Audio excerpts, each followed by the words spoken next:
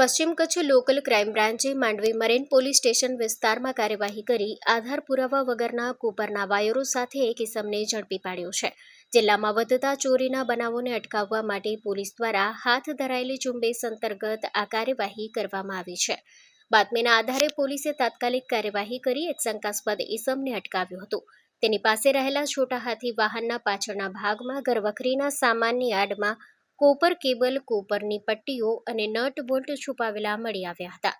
Police દ્વારા પૂછપરછ કરતા ઇસમ પાસે આ માલસામાન અંગે કોઈ બિલ કે આધાર પુરાવા ન હોવાનું બહાર આવ્યું હતું. જેના આધારે પોલીસે 65 કિલોગ્રામ વજનના કોપર વાયર અને સામાન જેની કિંમત ₹39,000 તેમજ ટાટા કંપનીનું છોટા હાથી વાહન જેની કિંમત ₹2 લાખ સહિત કુલ ₹2.39 લાખનો મુદ્દામાલ કબજે કર્યો છે. પકડાયેલ ઈસમની ઓળખ અસલમ હુસેન કુંભાર, ઉંમર વર્ષ 37, રહેવાસી ગુંદિયારી, તાલુકો માંડવી તરીકે થઈ છે. પોલીસે તેને કાયદેસરની કાર્યવાહી હેઠળ અટકાયત કરી આગળની તપાસ હાથ ધરી છે.